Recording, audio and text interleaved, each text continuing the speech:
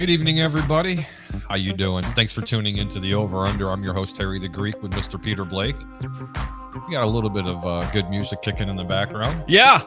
You know oh, what? yeah. Yeah, that's right. Are you excited? I'm super excited. We just want to let you know we're going to go off the air. Do not go anywhere. Please stand by. Go ahead and listen to some music while we share the show.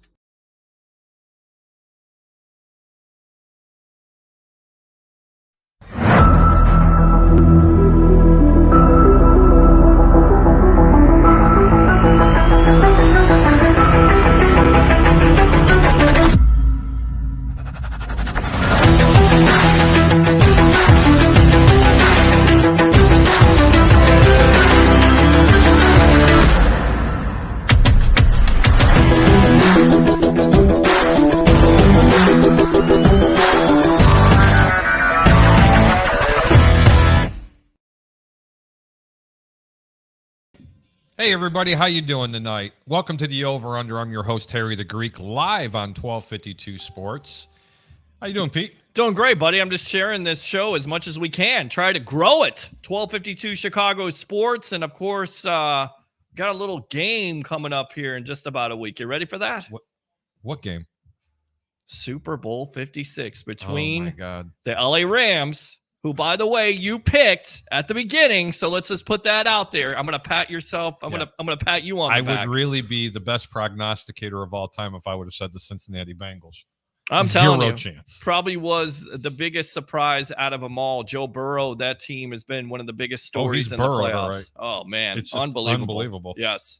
So I would have went perfect in the playoffs. I had every underdog other than Cincinnati. Yeah. I'm not kidding you. I had... Oh, God, we're not even going to get there. You know what I want to do? What do you want to do? Tonight, we're going to have Coach Jim Leavitt on here very shortly, but I have a real special guest I want to bring on, someone that's kind of near and dear to my heart. Really? Absolutely. Okay. You know what? What's that? This guy's not going to believe it because he's going to say, well, who else is in the back room is saying this? Near and dear to my heart. Near to your heart. All right, let's Ladies see and what gentlemen, this is. I can tell you exactly who it is. It's my man, the myth, the legend himself, Mr. David Schuster, best sports writer in the business. David, how are you, sir? I'm good. I really can't hear you guys that well for whatever reason. I'm doing this on my phone right at the moment, so I can hear you reason. perfect. Huh. Hey, listen, if you have a question or a comment, and if my audio is off, please go ahead and type it into the comments. And I'll tell you what also, if you have a question or comment for the Greek and Pete and or David Schuster, you can dial 727-320-5866, 727-320-5866. I'm your host, Harry the Greek, alongside with Mr. Peter Blake on 1252 Sports, and the best columnist and the writer in the Chicago market himself, Mr. David Schuster. A Chicago legend. Without question. David, what's going on up there, man? Besides that, the weather is just so really pretty. By the way, do you notice the attire, sir? I'm sorry? Short sleeve. You notice the attire, right? It's short sleeves. Air conditioning is on. You know, just a typical day in Florida. I guess my response to that is stick it, Harry. And then you just stick it. That's great. David, I have a question for you. What do you think of the coaching hires right now with Coach Flus? That's what I'm going to call him, Flus, because I can't pronounce his name. Eberflus? I'm not even sure how you pronounce his name. And again, forgive me. It's really hard for me to hear you on my phone. I don't know why, but whatever. You know what? You can turn the volume up. It works. I did. Trust me. I'm not that stupid. I'm dumb, but I'm not that stupid. Let me see if I can adjust this. No, that won't. Well, hold on. Let's see if we can do this. Producing on the air. I love it. I gotta it's love organic. Yes. how to do this. Honestly, I'm an idiot. I'll just listen really hard. I don't think much of it. I think we might have even touched base on that one other time previous, but they replaced one junior executive with another junior executive, to be honest with you, with no past experience in the job that he's now going to take over. And they hired a head coach who has no head coach experience, following another head coach who had no head coach experience previous. So as a fan or anything else, what's there to be excited about, honestly? Well, I tell you right now, listening to the general manager talk here the last couple of days, he's a former offensive lineman. It certainly seems like that's going to be an area of expertise, not only for him, but also for the assistant GM and Ian Cunningham. So it certainly seems like, they're going to try to build this offensive line up. And he mentioned this today. He doesn't want to see Justin Fields down on the ground. 36 sacks, something along the lines of 58 sacks for the whole year. So the offensive line definitely has to improve. So you have to be excited about that aspect of it. Yeah, I'll be honest with you, Peter. I mean, if he didn't say that, then I'd really question, what his credentials are, because, right. Stevie Wonder could have noticed that about the Bears this past season. I mean, it always starts with, up front, the line, both offensively and defensively. And I think the Bears led the league, if I'm not mistaken, in sacks. And if they didn't, they were pretty high up there. So, that's where it always starts. And the guy previous did a terrible job building up that offensive line the last couple of years. And yes, this is what do you attribute that to, David? Say again? What do you attribute for that? What do you attribute that to by not taking care and solidifying that offensive line? Because honestly, any team in the playoff has an extraordinary offensive line, with the exception of the Cincinnati Bengals, because they're atrocious. I mean, that team got sacked more than anybody in football. Actually, no, it's the Bears, 58, and the Cincinnati Bengals, 51. Okay, that's only 7 different sacks, and you could take all those away because there was 9 or 10 sacks in one game, and it was against Cleveland. Right. Okay. Right. So Cincinnati's offensive line is just as bad, if not worse, than what the Chicago Bears is. What do you attribute, and why didn't they address this offensive line? Well, I guess I can say that he tried, honestly, to do something about it. I mean, he drafted somebody in the second round last year, but the dumbbell forgot that he had back problems when he was in college, and then he had back surgery even before he played a game in the pros. So, I mean, that's just not using your noggin, to be honest with you. And previous to that, he just didn't do a very good job. Listen, that's why he's in the rear view mirror now. That's why he's not, in charge anymore. Yeah. I mean, it's a good point. I think there's another good aspect of this. Justin Fields during the week talking in the press conference, it's certainly, being there, it certainly seems like, they have a lot of confidence with him going forward, and they're going to have to do that. And you're hearing all the right things from that new general manager and the coaching staff of trying to build around this young kid, right? Well, that's where they better start building around. I mean, listen, the Bears haven't had a franchise quarterback. Let me think. Like ever? Okay. They had Cutler. I guess Stop that's it. Where and take a look around the rest of the NFL. I mean, all the good teams have young, good quarterbacks. So that's where it starts. But you also have to build around them. You have to have good offensive linemen, as we've just talked about. You have to have good wide receivers. They thought that they drafted a really good tight end in Cole Kmet. I don't think he's panned out exactly the way I mean, he's certainly no Kelsey or anybody else like that. So, I'll give these two new guys a chance, much like I gave Nagy and Pace a chance previous. They fell on their face. I hope these guys do a better job. It's as simple as that. What do you think about some of the other hires around the National Football League, in particular Doug Peterson with the Jacksonville Jaguars? Do you think he's going to do a good job, in your opinion, with Trevor Lawrence, or do you think that's just a lost cause down there? And I'm not going to tell you I'm an expert on what's going on in Jacksonville, other than Urban Meyer made a fool of himself repeated. That much I can tell you. Listen, Peterson had some success, obviously, previously up in Philadelphia and I think a few other places. Jacksonville's a young team that's, there's not going to be much pressure on him to win next year. So he's got at least a couple of years to try and right the ship. But you know what, guys? It's the talent. It's not just the coach. And it's not just the quarterback, although the quarterback is the most important position in all of sports. You got to build around him. And so, like I said, I got a feeling that Peterson will have at least a little bit of a luxury of a couple of years of not having pressure. What I did notice in answer to your original question, that a lot of the teams hired offensive-minded coaches. The Bears went the other direction. They hired a defensive-minded coach. And you know what? I don't have a problem with that. And if I may expound on that, there's a reason for it. Because when you think of Chicago football, and everybody goes, oh, they got to get up at the times. That's just not true. You still win championships with defense and running the football. And this is one thing. They only did one thing very well the past couple of years, to be honest with you. And that was even marginal, was the defensive side of the game. And they were dealing with a ton of injuries. But on the offensive side of it, we abandoned the running game with arguably one of the better running backs in the entire National Football League. In my opinion, that's what the Chicago Bears were. So now that they went defensive-minded as a head coach, I do have a source that told me, quote unquote, that he is not worried about the offense. He is going to hire the people for that part of the game. He doesn't even want to be involved in it. He will be strictly involved with the defense. And you know what?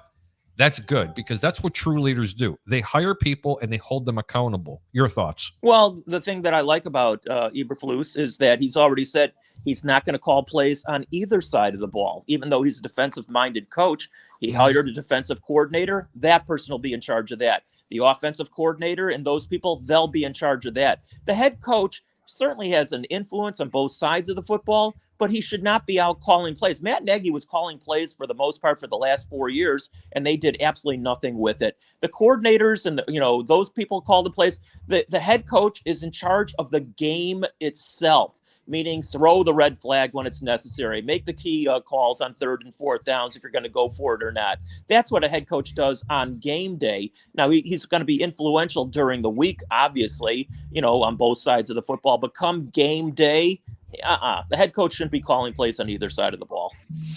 No, but you know what? He's going to be – I'm not saying he's going to call plays on the defense, but you can rest assured, I promise you, that he's going to be in those team meetings, especially on the defensive side of the football. He's going to put his thumbprint on this defense like they did down in Indianapolis.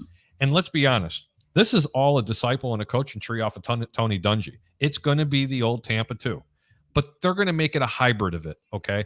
And they're going to play. Well, it's going to be about accountability, not making mental mistakes, David. And Justin Fields, I believe, mentioned this, where he feels like he'll have an advantage now with the new coach, because the coach will be able to break down some of these defensive schemes, which will in turn help the quarterback out.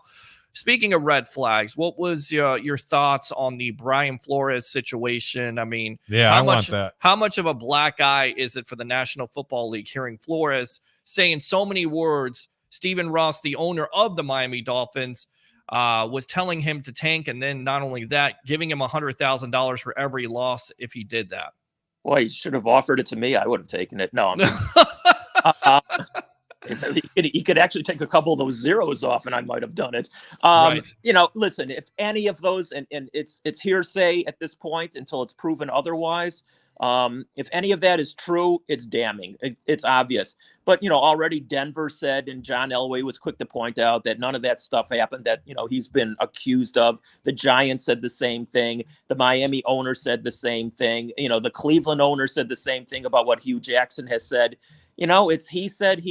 Again, if any of it is true, obviously it's a black eye for the NFL. If any of it is proven, and on the surface, it's a black eye. So time will tell, but I'm just glad I don't have to deal with that story firsthand. I hate those kind of stories, honestly. Yeah, and again, I'm going to kind of just touch on it. In the beginning, they made it a race issue. Mm-hmm. Okay, and I still don't understand why. Well, I think it's about the Rooney Rule. There's only one head coach in the National Football League, but he's bringing up multiple problems. My opinion, mm-hmm. you keep that behind closed doors. And if you're going to make if you're going to make a lawsuit in the National Football League, you do that behind closed doors.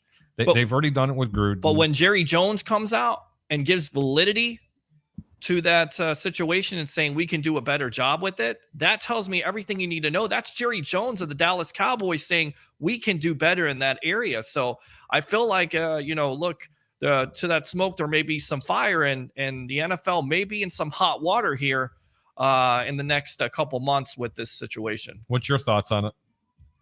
Well, again, I'll go back to what I said. If any of it is proven to be true, it's really damning across the board, whether individually to Miami or to the Giants or to Denver, yada yada.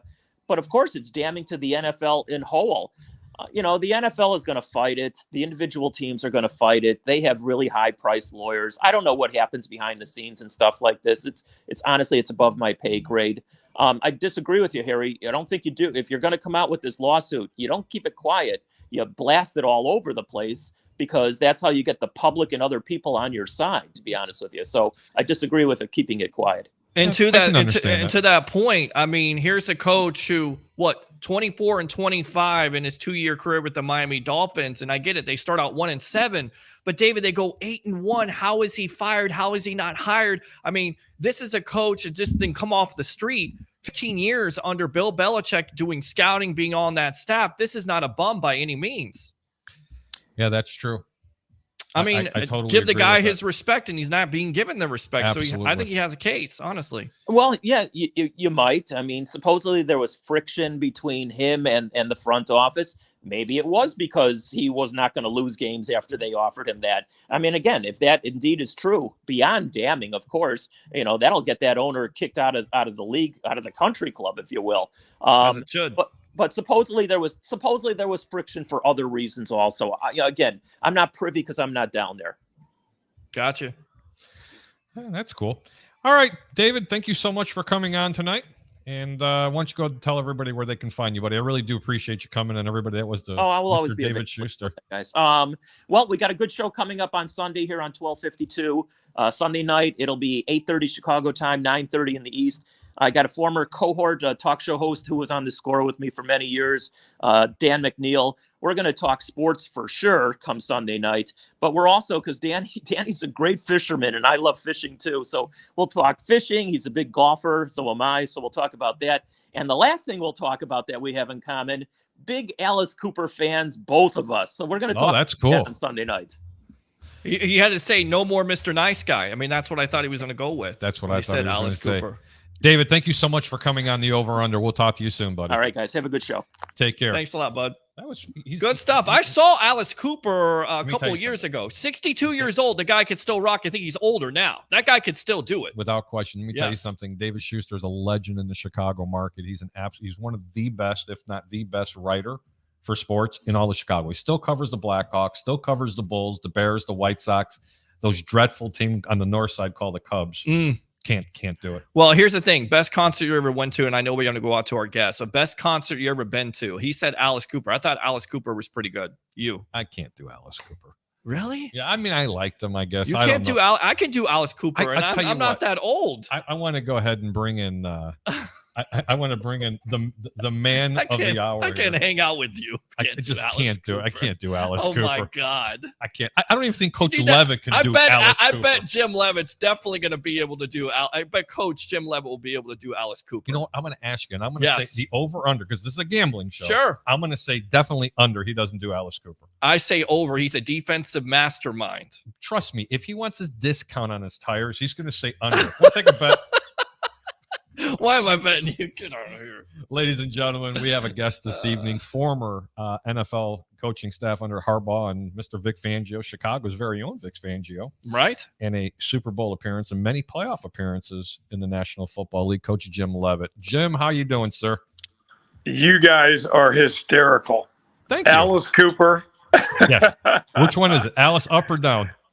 I'm going to say right down the middle. Oh, one more for the good guy right here. I told you. Oh, you're you guys mastermind. You've got it. Look, Cooper. Yes. Coach Leavitt, how are you, sir? I'm doing good. I'm sitting out here at the beach condo, and I just got kind of getting away from coaching a little bit, taking a breather, and seeing if things work out where I get back in, or eventually I will. For the people that don't know who you are, and believe me, now that I mentioned, there's people Googling all over the metro area, Chicago, Coach Jim Leavitt. That's what my dad used to say. Google it. Yes. You know why? Yes. Because I said the word Vic Fangio and Jim Harbaugh. I mean, but people don't realize that he's been in coaching. I mean, Coach, you played the game for as well, if I'm not mistaken. For people that really don't know you, let's take it from the beginning, because let's kind of a little get to know you session before we start drilling you with questions. Okay. Oh my gosh, I don't think you want all of it, but I'll say some of it. Yes, why not? I don't want to hear from this guy tell me that he's right about Alice Cooper. I want to hear from Coach Jim Leavitt. Come on now. Go for it, Coach. Played both baseball and football at Missouri under Al Onofrio. Big game. My first start was we beat Woody Hayes, Ohio State, but our first big start was against Bear Bryant, Alabama, Monday night game. Used to be the Monday night games then. That was back in the 70s. And then I got into coaching and was with Bill Snyder, and Bob Stoops and I were co-D coordinators, had #1 defense in the country at Kansas State. Took the head job at South Florida, was there 13 years. We were about 97 and 50-something, and beat about 4 top 10 teams. They got rid of me, and I went with Jim Harbaugh at the Niners, 3 NFC championship games, and coached the Super Bowl. I coached Pat Willis, Navarro Bowman, Ahmad Brooks, and Alden Smith. Oh, that's right. You were the linebacker coach with them. Yes, he was. Yeah, I was underneath Vic Fangio, and Fangio taught me the 3-4, and tremendous coach, tremendous person. Had a great time, there.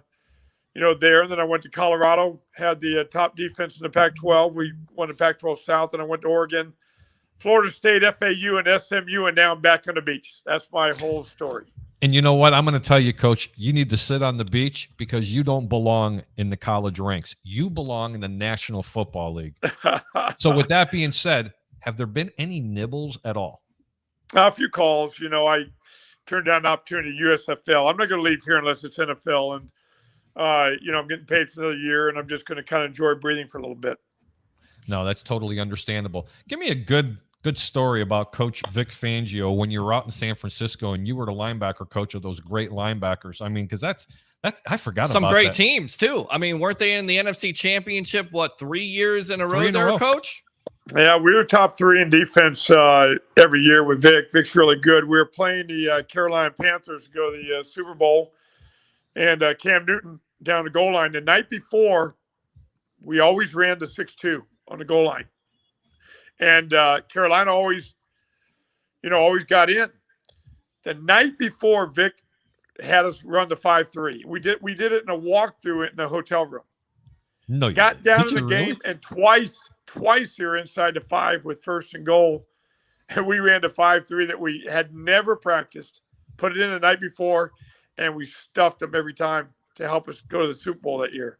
Nice. That's a great story. I'll tell you why. Because covering the Tampa Bay Buccaneers, Newton has been a Buccaneer killer, especially on the goal line there. So to stop him at the goal line is something else. That's for sure. Yeah, it was really quite a story of people that really follow football, because I asked Vic after the game, I said, Vic, I've never in my life put a defense like that in the night before and walked through. And it was the key to winning the game. I said, why'd you do it? He goes, well, why wouldn't I? They kept beating everybody who ran the 6-2, so we figured we'd try something different. So not only did you try something different, but they never seen it before probably, and they probably game planned. Is that the most important facet about coaching, Coach, is, the adjustments at the end of the day? I mean, it's not just the first half. It's also those second half adjustments. Go ahead and talk about that a little bit if you could.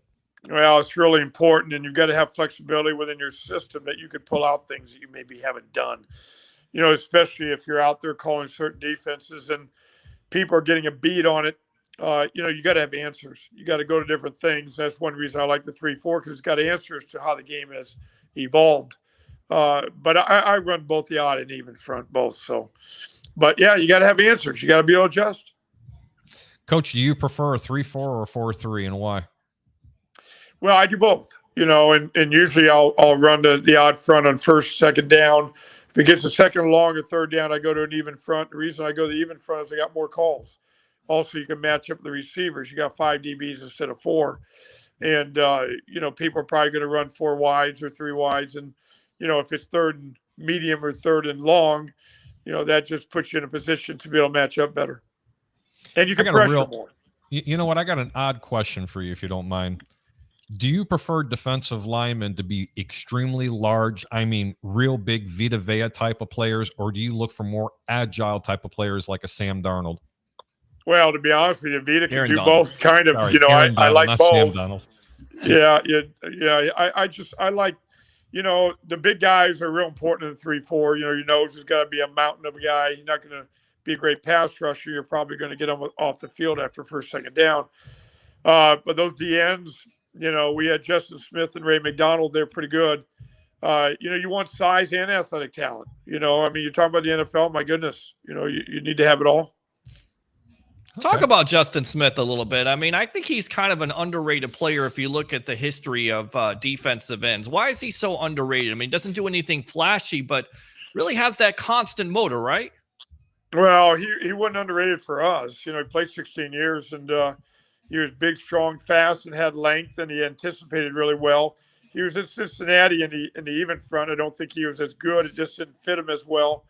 And with us in the odd front, I think it fit him really well. He's very tenacious, plays hard. He plays hard every snap, and he's relentless.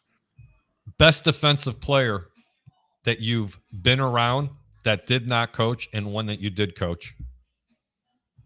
Oh, goodness, that's hard. You know, Von Miller certainly has been playing really well with the Rams, and I spent time with Von at the combine. I ran a lot of the combine drills for some years in Indianapolis, but you know, he's pretty special. He really did a great job against the Bucs. Yeah. And one that I've coached, you know, Pat Willis, pretty special.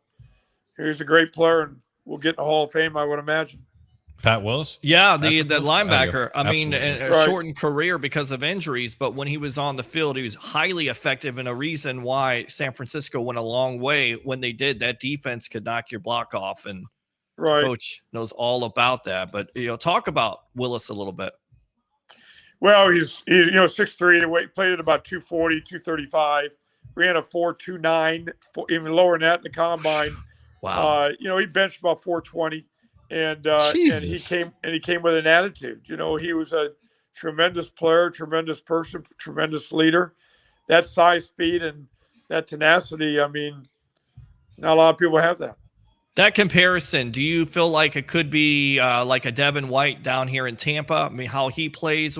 What's your comp on a Devin White? How do you feel like what he does his best, and what do you think he needs to improve on to take that next step for him?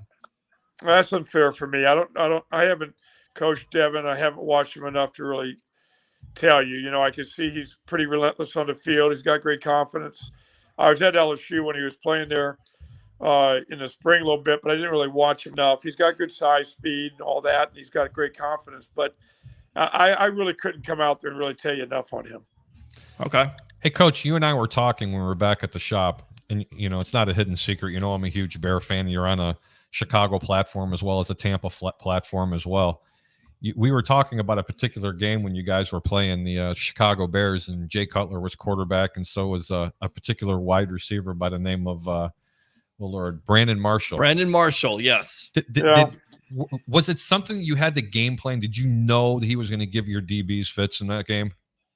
Well, they had two big wideouts. He wasn't the only one, but I remember Alshon Jeffries. Yes. Yeah. And they put him on both sides. We had a hard time matching up, and we lost that game.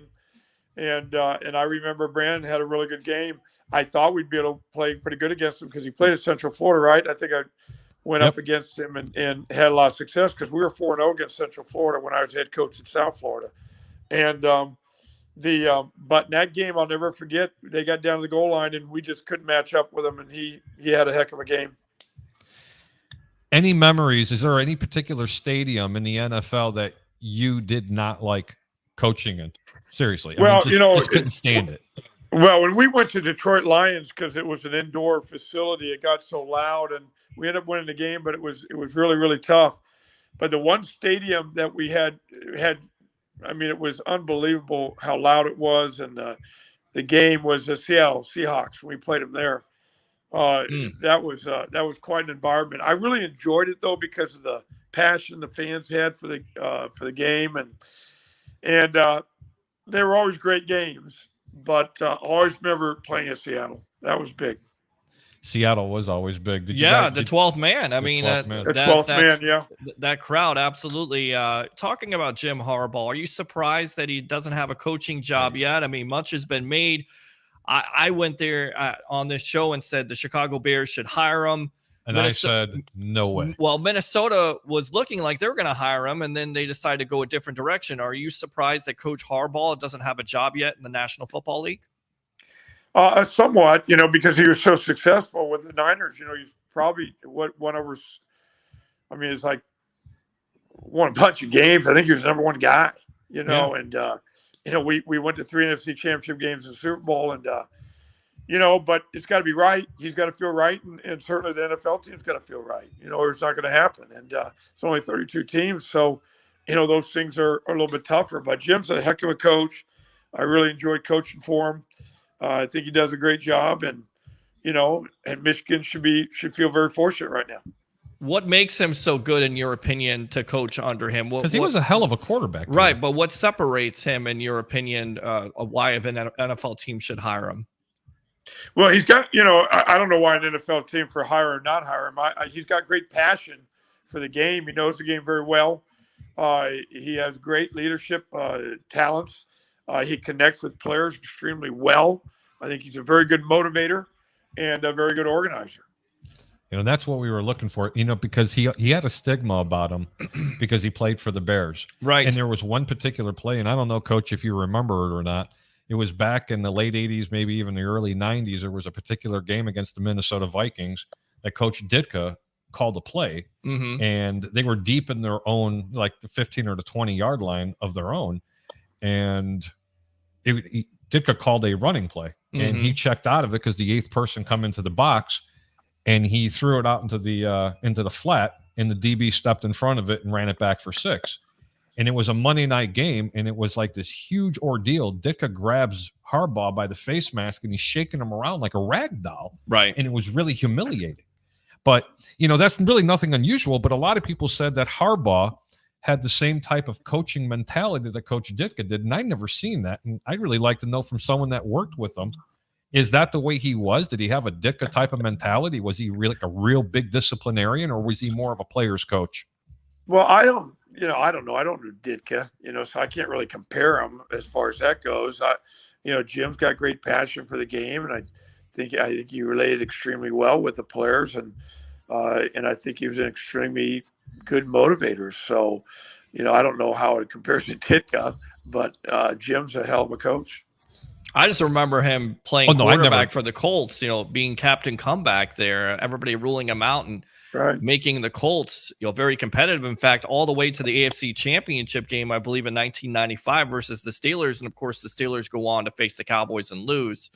What type of coach would you say you are? And where did you get, most of your where'd you get most of your, what's the word I'm looking for? Most of your passion? Yeah. Well, nobody. Nobody. I'm my own guy. I was under Bill Snyder for a while and been around, him. Inspiration. That's what I'm looking for. Yeah. He just had a love for the game. I've got great passion for the game. Okay. Yeah. I like the players. I love teaching. That's something I really, really love doing. I love teaching the game and teaching the defenses. And, I feel like I was a better head coach and defense coordinator, but, I enjoy the defense as well. So but I love teaching. I really love teaching, getting in those classrooms and really teaching players. Is that the biggest difference between the NFL and NCAA? You're more of a teacher in college football than you are in the NFL because it is so professional, you would say? I say the opposite. I think in the NFL you teach a lot more because of the indicators that you're really looking for. In college, you got a lot of motivation. You have to also, because in pros, those guys are so highly motivated. You don't really have to do much, or they're probably not going to be there. In college, you got a little bit of everything. But when I went back to the NFL, back into college, I really taught the same way as I did in the NFL, and I enjoyed doing that. I really enjoyed teaching the game. Jim, you got a question out there. We have quite a few of them that are coming through the chats, and I'm just going to go ahead and pick one of them. It's someone by the name of Pig Dog Video 2001. It says, Jim, what do you remember about the 2010 International Bowl versus NIU? That was a great game. BJ Daniels was a beast. Well, really, I remember what happened was Jerry Kill was the head coach. That's my last game I coached as a head coach in college. And Jerry Kill had a heck of a team. It was about 10 degrees when we went in an indoor there. It was on January 7th or 9th, I think. And it was a very tight game at halftime. And I knew right away that some people came, how they interview coaches after the halftime. And I said, we're going to put the ball in Mike Ford's hands, and we're going to run the ball right at him. And that's exactly what we did. And Mike Ford had about 260 yards rushing that game. Wow. And we ended up beating Northern Illinois pretty good. And that was a really tough game for me because I was going through so much turmoil on what was happening in South Florida, and trying to stay focused. And into all that was it was a big thing. If people really remember, it was a lot for me to stay in there. And but we had a heck of a game, beat them pretty good, and that was a great win for us at South Florida. Some of that turmoil that you went through in South Florida, we're not really going to touch on it, but I will say a lot of it wasn't warranted. You were great for that organization, for the Tampa Bay area, for the community, the college, everything. He had number two in the whole country. Right. And here, get this. The best teams ever assembled at USF was when this man was their head coach leading them. Correct. Okay, and they've had some pretty damn good teams. Right. But man, nothing what's interesting is that everybody remembers when we were number 2 in the country in 2007, but what they don't remember is that we were number 10 in the BCS and 18 the next 2 years. So so when you're 2, they don't so top 25 10 or 18. So yeah, we were all 3 of those years. The other thing that I think is bigger that I was really proud of is that Tampa Bay, that the community was so supportive. We averaged the last 2 years I was there, we averaged 51 and 53,000 people. That's butts in seats a game. And the Bucks at that time were averaging 38,000. Now it's certainly different now with Brady and what they've done, but we were drawing really, really well. And we sold a Raymond James out about 4 or 5 times. Wow. In a small school like that. Yes. Because honestly, and again, with all due respect, USF is a blip in the Florida screen compared to the Gators and the Seminoles. Sure. Okay. And to sell out Raymond James Stadium when the Buccaneers couldn't even sell them out, that's a testament in how good you were and what you did for that organization. You talked about Brady. Yeah. I'm sorry. Go ahead. No, go ahead. Yeah, you talked about Brady a little bit. What was your thoughts on him retiring? Were you surprised by him retiring? Did you think he was going to go another year? No, because your family is so important, and I realized that in my life, your family is just too important. And, after a while, you spend all this time away from your family. You need to give your due respect to them. And what else is he going to accomplish? And I think he's smart. I think he's smart what he's doing. Coach, how do you defend a Tom Brady? I don't know. We played against him when I was in San Francisco. We went out and played him in New England. And we were beating them really, really bad in the first half. In the second half, about the third quarter, Tom got really, really hot. Brought the whole team back. Brought them back to where it was a 1-touchdown deal. And the Navarro Bowman, they went to empty, put the back on the outside on the right sideline, or the offensive left sideline. And they threw a ball out to him, and Navarro knocked it down to help us win the game. But it was really quite a game against New England. So as a coach, I only went up against Brady one time. So that had to be one of the best victories that you actually had. Not the NFC Championship, but beating Brady in New England is a pretty hard thing to do, considering he didn't lose very much up there. That's saying something. Yeah, it was hard. When we beat Rodgers 4 times, we were 4-0 against Green Bay. That was a pretty big accomplishment. And beating Green Bay in Green Bay to go to the Super Bowl also, when it was below 0, was quite a game. But the night before, did you get a lot of sleep? You always hear defensive coordinators don't get that much sleep because of having to defend a quarterback like a Brady or a Rodgers. Is that true? Did you get a lot of sleep that night or no? I wasn't the D coordinator. Vic Fangio was, but I was linebacker coach. But I slept okay. Vic's making the calls, and the guys just played well. We really. I remember the calls. I remember what he did, and we ran a lot of man under and quarter eye safeties we called pounder, and it was pretty effective. One of the better calls I know Vic used, and so my gosh, Rodgers is so good. It's really hard to stop him. What do you know about, and do you have any opinions on the new hire that the Chicago Bears made with Coach Eberflus from the Indianapolis Colts? No, I don't know him good enough. Expect? Yeah, I know. Sorry. I know he's sorry, a tree. fan. I know he's a branch from the Tony Dungy era, believe it or not, and they still run the old Tampa too. I mean, nothing personal. I've never been a big fan of it. Yeah, I don't have enough background, so I'm sorry. Hopefully he's good for the Chicago Bears.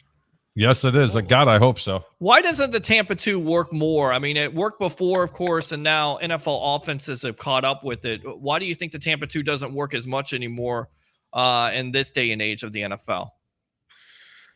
Well, I think people that run it and know it probably say it would work.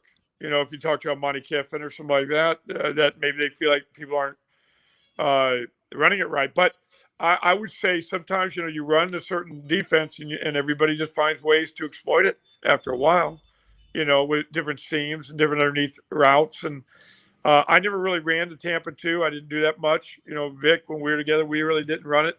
So I don't have a real background on that. I know what it is, but I didn't really run it much.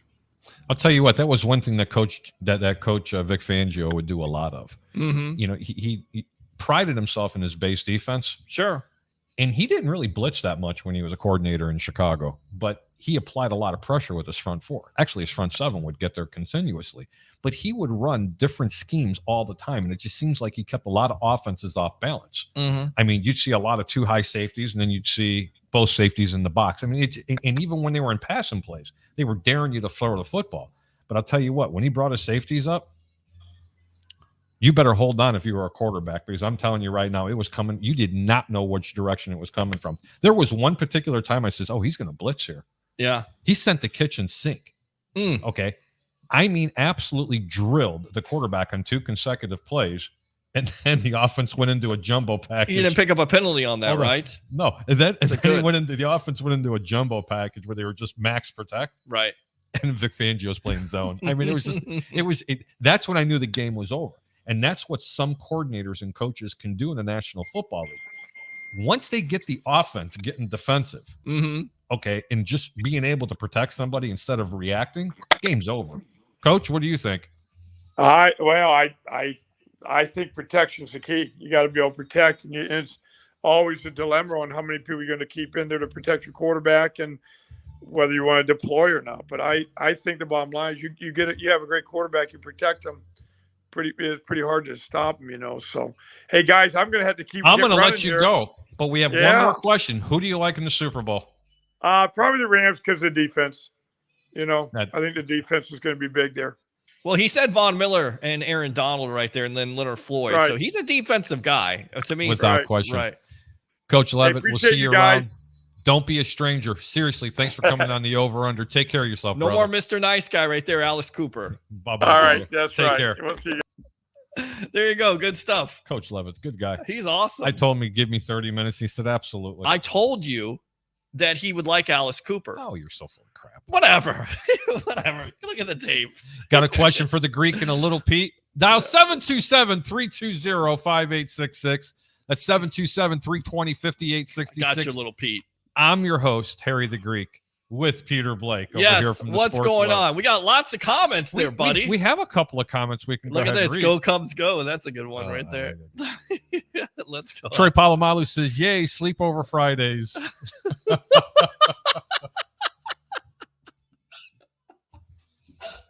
That's probably the comment of the night. That's why. That's why you got to play the music. Oh yeah, just all right, man. We can slow down. Sure, go ahead. Just buy into him. We got that fun. Just going. keep on encouraging him. Can you imagine if I was playing this for Coach Leavitt? No, I think he would have hung up on you. I really do. Let me tell you something. Coach Leavitt's an awesome dude. He is. Christian Schanfeld says, happy Friday, fellas. Christian, thanks so much for tuning in. Christopher Cole. Hey, Harry the Greek and Bling Bling Blake. My brother. There thanks you go. so much for tuning in. He got it right. Troy Polamalu says Justin Fields is worse than Gal Gadot. Really? Wonder Woman wasn't good? God. Jeez. Troy Polamalu says, where's Big Mike? Oh, God. Big Mike is sitting on his big couch with his beautiful wife. Drinking his big fat Mike beer. No. He's playing Jeopardy with his wife and a couple of friends. He's playing Jeopardy? Is it Sports Jeopardy? No. Is he Alex Trebek? Is he Burt Reynolds? There's a joke. You don't know it. Right? Fat Mike can be whatever he wants. Hopefully he's not Turd Ferguson. You know, well, I know with this. If he's listening to the show, he's going to come in? He's going to come in. Oh, God. Roger Shoe says, play the funk. There you go. We got it. Got you right there, buddy. Troy Polamalu says, not even the Jaguars wanted Leftwich. Well, see, it was the other way around. Right. See, he actually said he didn't want the job because of the dysfunction there with Trent Baalke as the general manager. Troy Polamalu says Eberflus will be a massive flop, mark my words. I'd love to know why you think that. I think it's just the name and everybody just thinking, well, he's a defensive coordinator, so he has no chance to work out. We don't know. You really don't know. When you hire these coaches, unless you have a proven commodity, and even then, when you get a proven commodity, there's no guarantee. You have to make the proper moves in free agency and the draft. Things have to fall your way. It's not always a guarantee. Without question. Troy Polamalu says, I wish I could offer Leftwich money to stay at home and not call plays. Yeah. I can almost agree with that. Jeez, please don't encourage him. Facebook user, definitely smoke, that fire. Yeah, that's John Bowles right there. John? Yes. My brother. How you doing, Mr. John Bowles? Not to be confused with Todd Bowles. I don't know. John Bowles? Yeah. John Bowles is awesome, man. He is. The Chicago Clubhouse podcast. Okay. Really good friends with Fat Mike and Alan Bradshaw. No relation to Todd Bowles, huh? No. Okay. No. I was going to say. Because if he had relations with Todd Bowles, we get him on the show. Absolutely. Talk some defensive football. Of course, Troy Polamalu. But I bet you. I bet Troy Polamalu wouldn't have said anything about Todd Bowles. I will bet you that John Bowles loves the funk. Probably does. What's wrong with that? The funk is okay. It's all right. We got the music. We got the funk playing while we're reading your comments. Sure. Troy Polamalu says Jimmy G to Dallas, baby. I don't think so. Bro, you got to put the pipe down and step away from the alcohol, bro, because you've been sucking on that pipe for too long. So let me get this straight. They're going to sign Dak Prescott to a $40 million contract and then also trade for Jimmy G. Okay. You need to have your privileges taken away from you. Yeah, turn that stuff down. That's what you get with that guy. You encourage him like Roger Shoe says Flores is a fraud. Nah, I'm not ready to say that, buddy. I'm not either. I think he's a hell of a coach. I don't like the dissension that it's causing in the National Football League. But if it's true, well, maybe you need some dissension. If this is true, you got some splaining to do. Well, you have Goodell. You have to remove Stephen Ross as an owner, don't you? I mean, you can't have him bribing coaches. Look, man. I mean, let's be honest here, and I'm not going to get into it. Money talks, bullshit walks. But Robert Kraft got caught with his pants down for real. Right. Okay. And it ended up getting swept under the rug. But this is like opening up Pandora's box if this is true. Because then people start to say Robert Kraft opened up Pandora's box, literally. That's totally different. I understand where you're saying that. And he's still a coach in the National Football League. To me, you have to refund the fans too that went to those games. What about a sport gamblers, man, that they're throwing away? You know what? We got a call coming in. Stand by. This guy. My brother from another mother. Bucks reports very best. Tampa Bay. Ray Kennedy. How you doing, brother? We can't hear you. Ray? I think you got to turn down the music. I'm going to turn this music down. Hold on, brother. Drop the funk. Ray, are you there? Stop the funk. Yeah. Hey, buddy. What's happening, brother? Hold on 1 second. Well, he's producing as we're on air. Everybody's producing I love tonight. That. Yeah. Right, there we go. So, did I just hear Pete's going to be opening someone named Pandora's box? What was this? No, we were talking. This is what you started right here. See, you get this guy going on. It's almost 10 o'clock. Ladies and gentlemen, this is Best of the Bay Tampa Bay Ray, great columnist. Yes. He's with Bucks Report. He's also coming on our show every once in a blue moon. He covers many teams around the National Football League. We love this guy. He's like our brother from another mother. We are brothers, but let me tell you too what. That interview with Coach Jim Leavitt was just off the charts. I love that cat. Love what he talked about, bringing in the 3-4-4-3, the adjustments in the night before the game when he played the Carolina Panthers in the championship game. And that's good stuff, man. Great interview tonight, fellas. Thank you. You know, he's kind of a no-nonsense guy, too. When you said enough. And he likes Alice Cooper. He's right down the middle on that. Did you like that? How did you like that? I'll go Kirk Cousins on you. I'd rather go listen to Kodak Black. You probably would listen to Kodak Black. I got to ask him a question. What was going on in that Florida Panther press box there, buddy? You don't want to know what's going on in the Florida I definitely want to know. I'm a guy that asks questions. You know what? He was probably hanging out with Robert Kraft. I guess you would have to do something. I don't know. What is it? Salacious in the press box in order to enjoy the Panther game because it's not that exciting. Just saying. Yeah. He wasn't getting any love from the Panthers game, that's for sure. He's getting some love somewhere. Ray, down in Tampa, and I know you cover the Tampa Bay Buccaneers, and I know you keep your finger on the pulse with a lot of different teams in the National Football League, in particular with the Chicago Bears. Do you like or not like Coach Eberflus? No, Harry, like you were alluding to, I like him. He's gonna bring in that Tampa style too, or a different hybrid of it. He's gonna put this team's gonna build it with the defense, and then the buried lead is gonna be the part that they're gonna have the offense. They're gonna have a defense they can rely on, and then they're gonna have an offense that can control the ball and allow the defense to make big plays. And at the end of the day, get enough points to win some of those games there in the NFC North. And in the major categories, guys, I mean, he had the Colts at the top of the league, and on top of it, I kind of go back to when Tony Dungy was hired for the Tampa Bay Buccaneers. You know who the first two choices were? Jimmy Johnson and Steve Spurrier. They both left the Bucs at the altar. They chose Tony Dungy as the third. And, the rest is history. So with everybody saying, Tony Dungy this, he wasn't, this great personality. Why didn't he get a coaching job? You figure it out sometimes. And, I always loved Tony Dungy because. Hold on, Ray. Hold on. Yeah. Go ahead.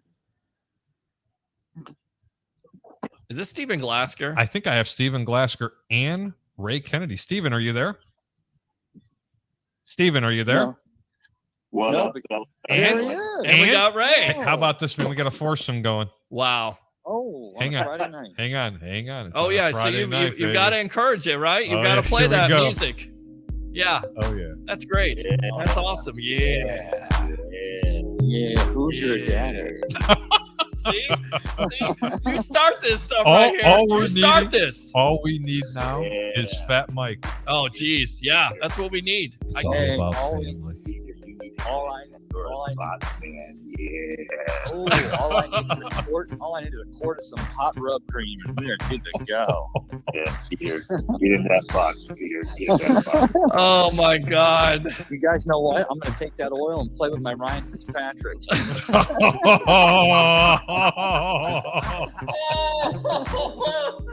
See, this is what you get. This show is going right off the rails, just like you wanted. Just like you wanted there, man. Yeah. Steven, I sent you the link to the show. You can go ahead and come through my back door. Oh, jeez. You want me to come to your back door, Harry? Yes, sir. Please come on the show, okay, before I stop playing the music. Ladies and gentlemen, if you got a question or a comment for Steven, Ray, Peter, or myself, go ahead and post it. We'll go ahead and read it live on the air. I don't know nothing at the You're not able to call in because we have a foursome kick 'em right here. Hey, that's not true. You can actually call in. I think your phone can allow like more than 2 lines, buddy. All I know is if Steven's coming in the back door, can't we save this for Pride Month? We could, but hey, Steven's coming in hot, baby. Yeah, I'll bet he is. I wish you guys could see my co-host face right now. He's blushing. Right will you shut up and be quiet? Leave Stop me alone. it. Peter. Get off the mic right now. So, yeah. Are the rumors true that, Jameis Winston flew into TIA tonight? No, that's not a true rumor at all. Stop spreading fake news. Let me tell you something. I want to talk about that for a second. Ben's cracking me up here. I'm sorry. You got to read some of Ben's comments. Ben who? Let's go through some of these comments. I'm going to have to go to these comments. Right, I'm going to read them while you guys are on. Well, we already read these. Play the funk, not even the Jaguars. Yeah, we read those. We read those already. I wish I could offer Leftwich money to stay home and not call plays. Great. That's funny. Great. Flores is a fraud. Let's see. Roger Shue says he's got his interviews. What else did he want? Well, for guys to not show up drunk to the interviews and late, I don't know. That's true. A little common courtesy. Mr. Newell, I need to hear the cannons. Well, that's not Mr. Newell. That's Anita Newell. Sorry about that. Right there. Pig Dog, Harry and Peter, great show as always. Peter wanted to ask the Devil Ray question. Do you think the Rays will keep Glass now or trade him, since otherwise they are paying him $6 million not to pitch? I hope they don't trade him because he's their best pitcher when he's healthy. So he's gone. No, I don't think they're gonna. I don't think they're gonna trade him, but who knows? I think they probably will trade a Kevin Kiermaier. I think his days could be done here with the Rays. Shane Boz is coming on. And Pete, let me ask you this. The new mayor down there in St. Pete comes out today and he says, hey, St. Pete's back in the game, talking to the Rays organization. I don't know what that's all about, but yeah, I think Stu Sternberg still wants to get half of the development rights for all that 80 acres of field that they're going to be building all those condos and businesses and stuff like that. So, you know what I don't understand? What's that? I sent an invitation for Steven. Yes. Okay, to come into my back door, and there he is. There he is. There he is. Oh, Steven finally came in. All right, so Ray's on the line. We got Steven. Oh, Steven. What's up, yeah. You got the baby oil ready? Let's go. Oh, God. Oh, my God. Yeah, see, this is what you get right here. You start talking, you start playing the music. There you go. We'll get to the music. We're going to go back to some of the comments really quick. But Anita wanted the cannons right there. That wasn't a miss. That's a miss. Roger Shue says Harry's favorite band, Yaya and the Malakas. That's a good one. Yaya means grandmother, and Malakas mean. Look, that's you. If you say Jim Leavitt didn't like Alice Cooper, you don't like Alice Cooper. Malakas are J-offs. Do you know what J-off is? Yeah, well. Okay. And Peter's girlfriend. Yum today. I have no idea. Yum. I like the yum. Yum is good. Thank you for the Pig yum. Dog Video 2001 says, love the Roberto Hernandez interview last week. He is so informative and not afraid to speak his mind. He should be a studio analyst. I agree. I agree when you have baseball, but right now you could be in a lockout situation. Roberto needs to be in the Hall of Fame. Yeah. I agree. He's got the numbers that would substantiate that. Yeah. Roger, what I want to see is, go ahead. Oh, go ahead. No, I want to see Roberto in the same studio with what's his face, the other guy, the Chicago White Frank Sox Thomas manager. No, the Ozzie Guillen. Yeah, I want to see Ozzie Guillen and Roberto in the same. Those two would go off. It would be fantastic. Well, they're actually really good friends, and a lot of people don't know this, but Ozzie Guillen is the godfather to you're laughing to Roberto Jr. No, I'm laughing at Ben Cornett. I'm going to get to these. Ready? Pig Dog says, Jim, what do you remember about? I already read that one. Comment. Coach Jim said he would trade Fields in a heartbeat. That's fake news. Fake news. Roger Shue says, go Cubs. Oh, you prick. Roger Shue says, the Funk is better than Alice Cooper. That is for sure. No, it's not. This is not true at all. It is. That is not true. If we wouldn't get copyrighted, we'd be playing some Alice Cooper right now. Now, you guys are pissing me off. I'm about ready to go. No more Mr. Nice Guy. Did y'all play already? Y'all played already? How'd it go, brother? Good? Hey, Peter, just curious. How long were you in Pandora's box? Just curious. I have no idea what you're saying at all. You're speaking Spanish to me, my friend. Hey, Ray, got a question for you. Are you running live tonight here in a few minutes? No, I'm just walking Ruth over here at the mall. No, well, you should walk yourself over here and get on the show. Oh my God, I can't stand up with you two. No, I don't look good. My hair's not done. I haven't been in made up, and Steven's going to try to come in my back door. I don't want it. Yeah, Ray. Get the baby oil. Yeah. Oh my God. Hey, Ray. Hey, Ray. I like you. All right, this show's gone crazy. Ray, I hope you have a great day, brother. We'll talk to you soon. All right, buddy. Thank you so much for calling me. Don't chase traffic. Ladies and gentlemen, that's from Superman Ray Kennedy. Facebook user says, Harry stole that money talk, bullshit walk, same from the movie Twins. That has been Cornette. And my boy Peter Blake's girlfriend, Yum.today. Love that. That's good. Patricia Lopez, Yum today. Yeah. Facebook user says, other than the women on Nebraska Avenue, who wants to open Peter's? I mean, Pandora's box.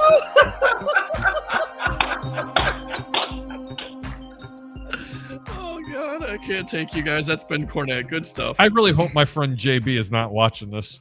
That's a disgrace. I really hope love he's that not watching comment. this. That's what I'm talking about right there. 4 plays. Okay. Roger Shoe says 4'6" with a 2 foot. It's all about family. It is all about family. Facebook user, is this foursome called 3 Men and a Maybe? That is Ben Cornett right there. He's just making me crack up. I can't even deal. This is Come on, Travis Ben. Bailey right here, Red Cheek Willie. That's My me. brother Travis. How are you? Thank you so much for tuning in to the Over Under. Got to click on the link, by the way, guys, so we can see your name. Yeah, it would be nice. Click on the link where it says Facebook thing. It's Facebook not user. hard. Although, and don't forget, you know yes, we don't want to see Travis's face there. Show the Greek and Pete a little bit of love here. Go ahead and hit the like button and Yes. put this on someone's timeline. This is how we grow organically. We're also on Super Chat, so you can provide some money for me I don't know anything about to Super get Chat. home after this show. Oh my God. Facebook user says Winston was at Red Lobster on US 19. Who put that on? That's Travis Bailey. It's raining Yeah. men. Hallelujah. That's Ben Peter's favorite Cornett. song. Oh, Ben. God. Next on 90 Day Fiance, Peter and his Russian bride, or is it Ukrainian? Stay tuned. Bombs could be dropping. That's a bomb. Hold on. He's got gas, the poor little guy. Will you shut up and be quiet? Sure hurt him, man. Oh. No open flames. Oh, God. Facebook users, come on, Ray. You don't squeeze into those 2 buds sitting at Harry's house. That's gotta be Ben. That has gotta be Ben at this point. Oh, God. Oh, God. Ray's on Nebraska Avenue right now. Yes. Ray's going live. Ray's bringing it to you live. just when you go live, make sure you're in the way of, not in the way of the cars trying to hit He did you. that. He Right. did that, he yes. did a show a couple months ago. I thought he was gonna get hit by a car. Bro, I for the was like, people in Chicago that are watching this, Look our out. buddy, not all wrapped, love him, great guy, not afraid for any interview. He's on the side of the road on Indian Rocks Beach, right on Gulf Boulevard, and he's sitting in the shoulder, and he has his laptop facing him. You can see the traffic zipping by. Great view. So people in Chicago are like, "What's Gulf Boulevard?" It's Lakeshore Drive. Okay. He's sitting on the side of Lakeshore Drive, and cars are just whipping by him like it's nothing. You can see his clothes are like every time a car passes by, a little bit of wind. You're hoping a car doesn't hit him from behind. No, but you know what? If a car did hit him, Viral. immediately viral. Ray, keep doing it, bro. He may be dead, but he's viral at No, that he point. won't be dead. I don't wish anything like that. I'm not saying. I'm just saying the car, if it's going and it hits him when he's talking, then you get a different shot. Roger Shoe says Pete was in Pandora's box about 36 seconds. That's all it takes, Pete. That's all it takes, bro. Oh God! Pete, tell the truth, When you buddy. try to say I'm Antonio Brown, you did hear about that with the girl the night before. 30 seconds. It was less than 40 seconds. And that's because Antonio got turned on because she was licking a toilet seat. That's it. Exactly. There you go. Oh God. Troy Palomalu says, "Let's go, Decatur Staley's, better known as the Chicago Bears." And then that's Ben Cornett right there. Ben, I'm gonna remain anonymous, boys. Hey, can you guys hear me okay? We I can hear you just fine. Okay. I wanna touch on a couple of things real quick. Sure, All right. go for it. We'll get First this and back to foremost, normal. Yes. I love that Brady threw shade at, or the Patriots fans assume he threw shade at them by not mentioning them in his retirement remarks. That 9-page Instagram deal he put where he thanked the Bucks and the GM and the coaches and the fans and didn't mention the Patriots at all. I'm here for it. I thought it was great.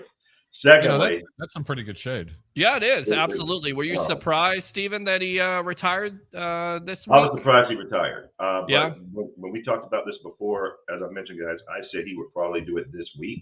Remember, and he did it Monday because I knew he didn't want to interfere with the championship game. And Adam Shyster, that's what I call him. That's Steve saying that. He Jeez. screwed that man because it should have been up to Brady to announce his retirement, not some punk ass reporter at ESPN. I totally agree with that, and I'd be That was really bad. upset with him. I bet you Brady never gives him the time of day for an interview. Well, here's the thing. He was doing his job. I get that. He heard from Brady's circle that something was going on, reported it on Saturday. Of course, Brady was upset about it. He doesn't even do it on his own podcast on Monday night. He does it on Tuesday. But there was some. It seemed like there was some doubt. But you look at that, that crafted speech and goodbye. It seemed like Brady already had this decision made. Steven, but the thing is, and I agree. I need you to read this question for Peter. Okay. Go ahead. Wow, I wouldn't know. I never got it. I don't know why people think I got it. The guy who had it was the one who had it in his closet, in his drawer, not mine. So we're talking the guy was in the closet. Yeah, I don't know. Closets, drawers. Who cares? All right, we're gonna get back on the rails. I'm glad I got you on as a guest, Mr. Stephen Glasker. Mm-hmm. Any opinions on Jacksonville hiring Doug Peterson? As opposed to, you mean Byron Leftwich? Yeah. No, I think it's a good hire. I think Leftwich would probably be a better coach for Trey Lance, but they could. Leftwich wanted to be able to be in control of who the GM was, and I get all that. I know he wanted a certain amount of control because that secured his future as well. But the fact that things didn't work out in Jacksonville and that Doug Peterson went down there, I'm totally cool with it. Jacksonville is a clown show. It has not been any good since the Patriots beat them in that championship game where Brady came from behind. They were down double digits, and they came from behind and beat them. They haven't been any good since then. So let Doug Peterson wallow in that for however long it takes to do so. I feel bad for Trey Lance. I think that Leftwich would have been a better coach, but we'll see what Peterson does. There's a reason why I asked you that question. Okay. What gives Byron Leftwich the right, who's never coached in the National Football League, as a head coach, to say he wanted to have ultimate decisions, especially on player personnel and stuff like that? To that point, to answer that question, he's a hot shot coordinator who's had his offense in the top 10, top 5 the last 3 years. Again. I get it. I get what you're saying. Let me finish. But I'm not going to go to a situation where I'm going to fail with Trent Baalke. I mean, what has Trent Baalke done ever since he left San Francisco? I'm not trying to rain on this parade, but I'm going to rain on this parade a little bit. Okay. Nobody was beating on his door. The Minnesota Vikings, the Raiders, the Chicago Bears, all these teams that are looking, New York Giants, nobody. Jacksonville was. They want him as a coach. Let me finish it. Yeah. The point I'm trying to make is the ultimate goal for a coordinator is to want to coach in the National Football League. Is it? Yes, it is. Why? Why else are you doing it? I'm not going to go to a situation where I think I'm going to fail. I agree. If you think you're a really good coach, you can make any situation. This would have been a great question for Coach Leavitt. Yeah. Okay. If you think you're a great leader, ask Brian Flores about that. Yeah. And now here's the deal, Harry. I used to agree with that, except for this. The Bucs proved that you can be a great coach and still not have the right players, a la Jameis Winston. Yep. 7-9. You need players. Coaches need players in order to succeed. And I can understand why he wouldn't want some trash GM down there, because I wouldn't accept a job where the odds are in my favor to fail. That's why I think a lot of these black coaches make the mistake of taking these trash jobs like Detroit, where the ownership's terrible, the GM's terrible. They have no shot at succeeding. They should be much more discerning, like Leftwich. So I'm not really that upset with what he did. I understand why he did it. I agree with you. His cachet, he doesn't have a long enough history of cachet, but still, man, if you know you want the GM you want that can pick good players, one of the reasons why the Bucs have been so successful is Jason Light, phenomenal GM. You got to have both pieces, good coach, good GM, or it's not going to work. Correct. And you're exactly right about that. And here's the thing, look, yeah, I get it. You want to get a coaching job, but why would you want to go to the outhouse when you could possibly have the penthouse once BA retires? Because I still believe Byron Leftwich is going to be in the running for a coaching job. If not, he could be. And I think there's a reason why I'm getting to this. Right. He could have been asking for a lot more, and nobody's going to give it to him. Let me just go right out there and tell you this. Until he proves himself as the head coach, and then he stays with the team, then he could be more influential, or he can leave and then say he's a hot commodity and say Kansas City wants him or whoever. Okay? Right. Right. Then he's going to be able to pull a John Gruden and says, you know what, I want 10 years, $100 million, and I want to be instrumental in who we're going to hire. You know what? Maybe he did that in the first place, so he wanted to challenge him. So the bottom line is this. Mm-hmm. In my opinion, and I haven't been wrong lately. not about these scenarios in Tampa. Sure. Okay, I talked about it on Channel 28, ABC Action News. That congratulations, by the way. You're welcome. Thanks a lot for getting me on. Appreciate it. But anyway, when I was talking with Jameson and I was talking with a couple of the people that are doing the interview, I had made mention that in Tampa, that I didn't think they were going to break that band up as far as their coordinators, because nobody was beating the door down on them. Sure. Okay. They never even called for the interview from New Orleans. Okay. There were some inquiries, but nothing ever come to fruition. There's a reason for that. And I personally believe, because Byron Leftwich cannot be that stupid to think that he's going to go to a National Football League and go to an NFL team and say, and he's going to make a demand. Being a first-year head coach, it's just not going to happen. Right. I think the reins are going to be given to him, and I think it might even be done this year, because I honestly believe that BA is done. Well, I'm not sure yet. I mean, it seems like he wants to come back for another year, but to that point, it is a big problem. It's the problem with the NFL and their hiring practices. But they better do it soon, minority because candidates. It won't be. Well, what is Byron? Let me ask you something, guys.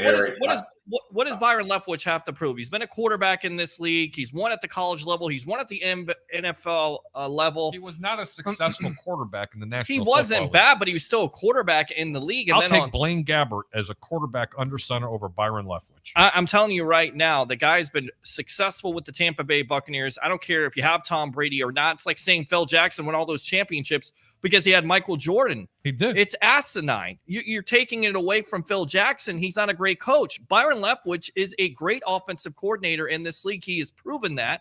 And if he wanted to call his shot with the Jacksonville Jaguars. My wife is looking at me going, why did I let you in the house? Who, me or you? You could hear her in the background. She's laughing. Harry, I agree with Peter. I agree with Peter on that.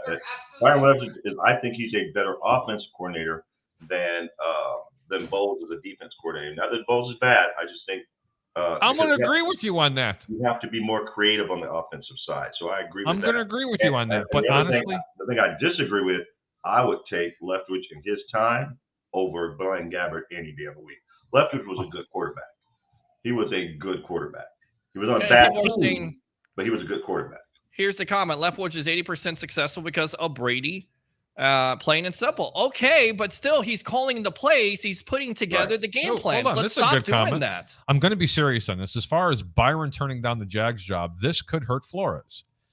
Suit here because the African-American head coach turned down a head coaching job where Brian Flores' lawsuit is saying that not enough African-American coaches are getting enough opportunities for NFL head coaching jobs. Is that a fair analysis, guys?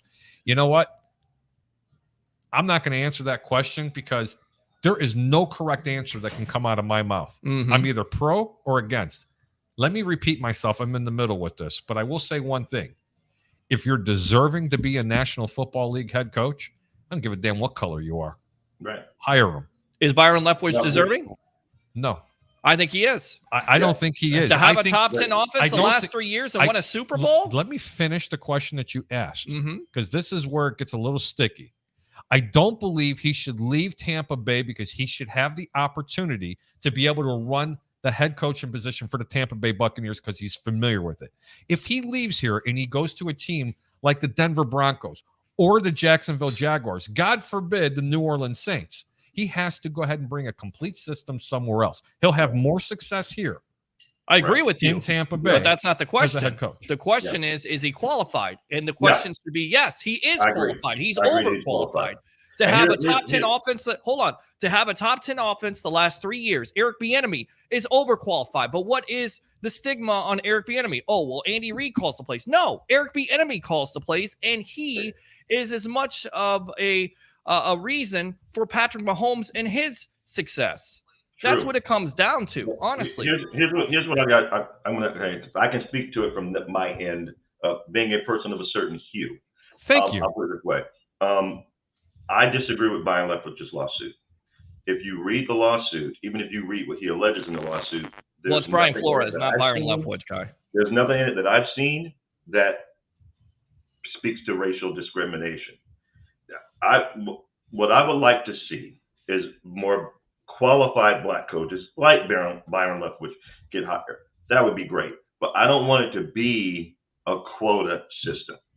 It should be merit-based, just like everything else in the NFL. There's a reason why 70% of the players in the NFL are black. Those are the best players. Without in their question. positions. So and I'm not going to go all Jimmy the Greek on people. In place. I hate this whole, 13% of the population or 14% of the population is black. How come only 1 or 2 coaches in the NFL? Stop it. 70% of the players are black.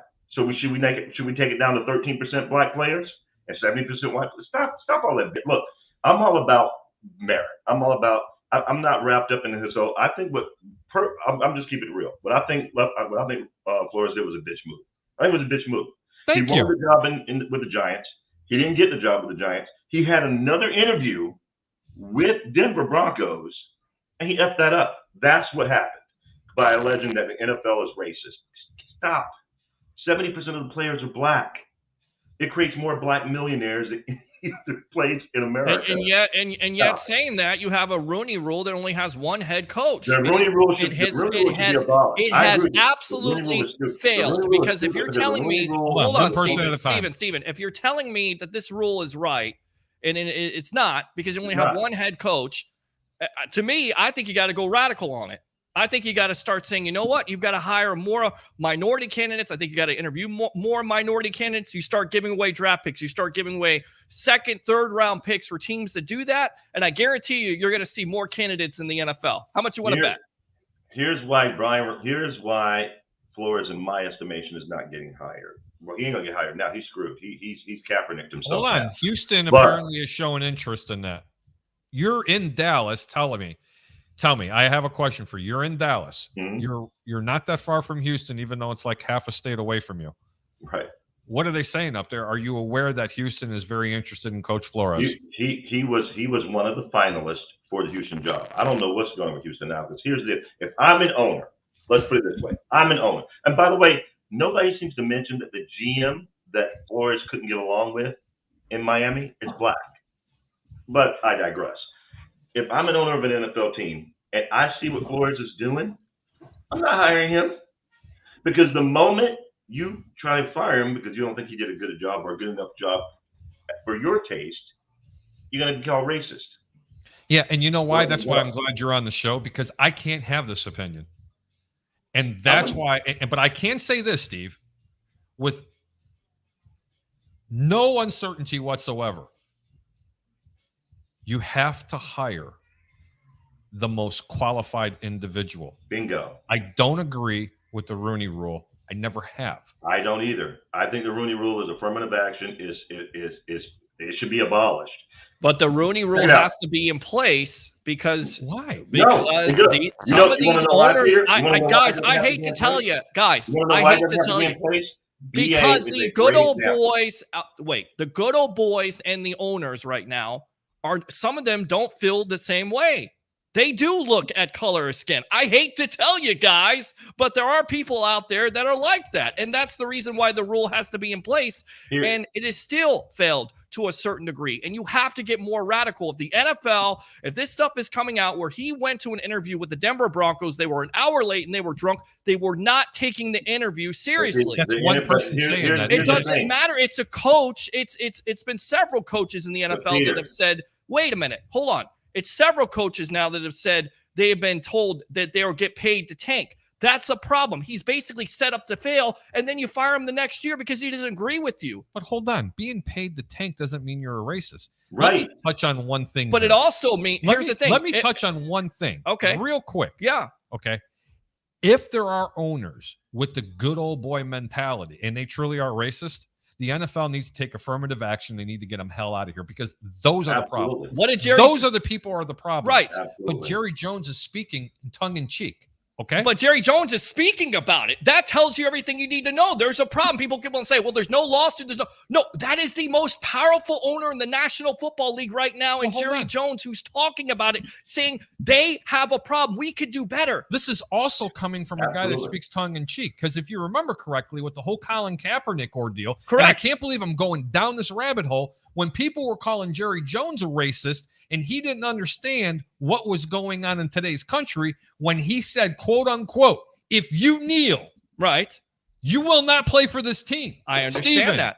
I understand that. Okay. Absolutely. But now he's talking about something else. That's I to agree. me, that's just someone flipping opinions.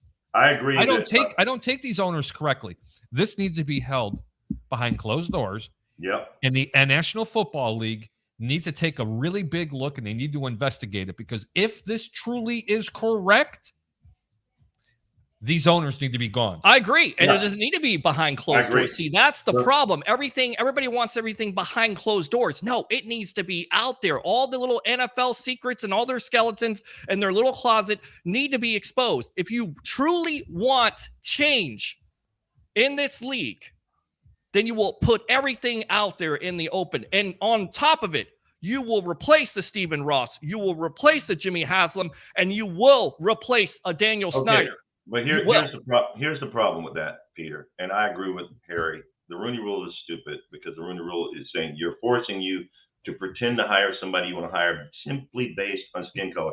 That rule in and of itself is a problem.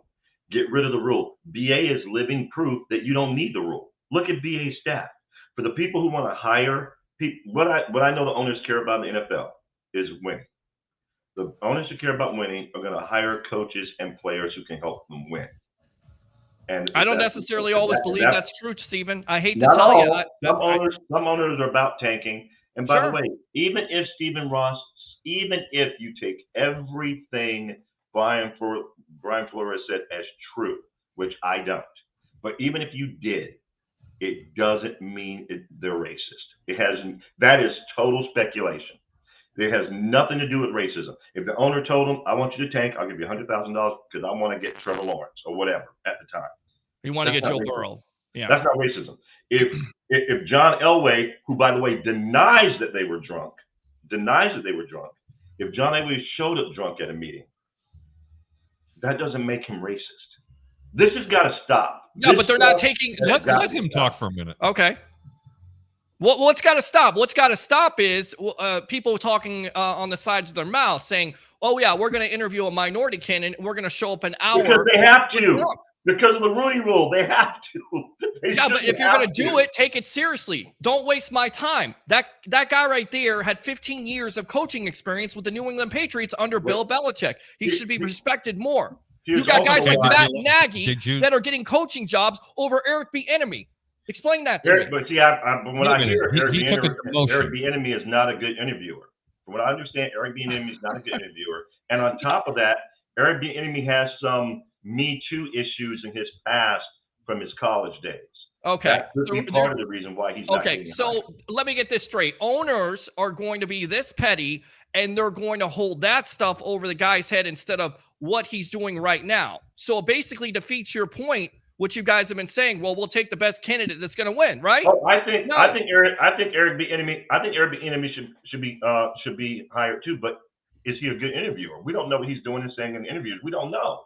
So it shouldn't be. There shouldn't be you have to hire this type of person because of their color. Because as somebody who is of that color, I'm going to tell you what that says to me. Okay? And people like me. You don't think I'm good enough to do it on my own. I need your help because somehow my color is a detriment. Look, I can't speak on this. That way. And I don't think the NFL should promote that. I don't think anybody should promote that. I think if I'm good enough, then I'm good enough. If Eric Bieniemy is good enough, then he's good enough. And they should hire based on that. I guess they don't. Why haven't they hired Eric Bieniemy besides he's not good at interviews? Right now, the reason why they're not, and Eric Bieniemy, I agree, should have a job somewhere. But maybe part of the reason why Flores, they got rid of him in Miami and the Giants won it. The Giants might have wanted an offensive mind. Daboll just worked with Josh Allen and took Josh Allen from what people were calling him a bust to he kicked the Patriots, but the most perfect playoff game ever played in the NFL. They have a young, goofy, big, but strong quarterback in New York in the Giants. And they want a guy who can help mold that kid the way he helped mold Josh Allen. It might just be they want offensive-minded players. A lot of teams are hiring offensive-minded players or OCs because they want an offensive-minded coach. It might have nothing to do with that other than, we really want an OC guy. We don't want a DC guy. Look, I mean, those Yeah, organizations, they have a great track record. I tell you, the Giants, they're hiring another freaking coach. The Denver Broncos, they're hiring another freaking coach. And the Miami Dolphins are a complete and total waste of time. They're hiring another coach. So look, look, I don't think Miami. They're I don't think hiring Miami should have practices. fired. I don't think Miami Not should have hiring fired an Eric Bieniemy, not hiring a Brian Flores. It's absolutely working for you guys. You're completely failing, failing all around the place. I agree. I don't think they should have fired Flores. I think Flores is a good coach. Right. What he did And in the reason Miami- why he got fired is because he would not go through with tanking and accepting $100,000. And Right. Ross needs to be removed as an owner. Right. I agree with that, but it doesn't make him a racist. And Okay. he implicated Ross It makes on him being sleazy. a racist. It makes him sleazy, but not a racist. And that's Makes the him road sleazy. that I think Flores should have gone down. That this guy's doing some sleazy stuff. That would have made much more sense and had a lot more teeth. You know That, what? Maybe oh, I'm they just, don't- you they know don't what? hire Let me me to apply. apologize to anybody out there that might be taking me wrong. Maybe I'm just ignorant. I don't know. No, Maybe I don't Harry, know. Maybe I'm Harry. naive. Harry, I I don't know. completely agree. I Harry. think, again, the thing that makes me pay attention to this I is when want to hire the most qualified individual. and they're Yeah. not doing it. And they're not doing it when it comes to minorities. They only have And one see, coach. this is That where- is the problem. But Peter, what I'm trying to say is this is where Brian Flores, the way, if you go read the lawsuit, nothing he alleges speaks to racism. Nothing he alleges speaks to racism. I don't care if John always showed up drunk. That doesn't mean he's racist. Do you think that John I don't care. showed if, up to an interview an hour late? And if he did, do you really think he was drunk? No, Honestly. John always pissed about that, by the way. He is pissed. And I'm telling you, this is what I'm saying. That doesn't mean they're racist. If you come at it from a standpoint of what Ross did with sleazy, I'm with you. But stop all this, man. Look, Now, Hugh Jackson's also making some noise about that. I didn't hear a racist. I part mean, of it, but you say stop And all Hugh of it, but Jackson- Jerry Hugh Jones is the Jackson- one that's bringing it up. Hugh Jackson should be ashamed of himself. and Jerry Jones is the one that was being accused of it a couple of years But ago. he also has a track record here of hiring minority coaches on Yes, he his does. staff. Yes, They he were does. accusing the Chicago Bears of the same thing, and they seem to But forget that the he- first head coach Here's to the go thing, to a Super Bowl. and I'm reading this was comment Lovie from Smith. Ben Cornett right now. Josh McCown is the leading Hang on, where's that? candidate for the Texans. How can that be when there's an I Eric don't know. Bieniemy out there and a Byron Leftwich? I agree. I think they should go with Eric Bieniemy. I would prefer to see him in Houston, straight up. I'm I telling don't you, know. what you have I to don't know do what's going on if you really want change to happen, you start offering and thank God this is Let's not get to some of the comments. Yes. Troy Polamalu says Leftwich is a hot shot. 3 years. Look, Leftwich Troy, you was can so make horrible, Troy. he drove Brady in depression. and You guys retirement. can make fun of Leftwich all you want to, but stats don't lie. Okay, so you can sit there and say Brady this and Brady that, but not to give the man credit. That's on you. You obviously have I'd something. love to know who wrote this comment. Leftwich was 80% successful Cornett. because of Brady's plain and simple. Ben, I agree with you. So was Phil Jackson Yeah. with Michael Jordan and Scottie Pippen. A little different. Not really. It It's is. it's the same. It's a totally different It's sport. You not. can't compare basketball How can you not? to football. Because Phil Jackson go back and forth and say, well, Phil Jackson had Kobe Bryant and he was successful. Phil Jackson had this with the Chicago Bulls and he was successful. Come on, man. They gotta be fair about this. I'll Phil take Greg Jackson wouldn't have Schiano been and as Raheem successful Morris without over Leftwich any day. For You God's would. sakes. And guess No. what? You would have a dumpster fire of an organization. Troy, you deserve Yeah. it, buddy. You deserve Greg Schiano and Raheem Morris as your coaches, my friend. You deserve that misery for the rest of your freaking life. 100 Harry. Troy Polamalu says Leftwich sucks, bro. Okay. Roger Shute says, great show, guys. Thank you, Roger. I do appreciate it. Tim Wotherspoon. Hey, Tim, thanks for tuning in tonight. Raiders just hired a head coach. Giants defensive coordinator, Patrick Graham. Good. No. Well, no, they hired a head coach in Josh McDaniels. That's right. They hired Josh McDaniels, an Right. offensive-minded Oh, coach. defensive coordinator. Thank you. Right. By the way, he's actually this guy will be a good D coordinator. Yeah, it looks like he will be. Yeah. Absolutely. Only new hires that deserving of head coaching jobs, in my opinion, so far is Doug Peterson. He's won a Super Bowl with the Eagles. And completely failed with the Eagles after that. Yep. Rooney Rule is such BS. Yeah. I agree. I agree. Peter is speaking facts. People judge you off the bat based on your skin tone. I think there are some owners out there, Troy. I think you're a little naive if you don't think so. Look at I- one coach in I the wouldn't National doubt it. Football League. One I wouldn't coach. doubt it. I wouldn't doubt that. there are some Unfortunately, owners- Peter's Oh, right. yeah, Right. yeah. Some owners still see skin color as a problem. They and do. if that's the case, And I again, think this is part of the where problem me being naive, Mm-hmm. okay, because I just can't see it. Look, guys, it's not a hidden secret. A lot of people know where I work. I work for the largest tire manufacturer and service department on this planet. Mm-hmm. 2,500 stores nationwide.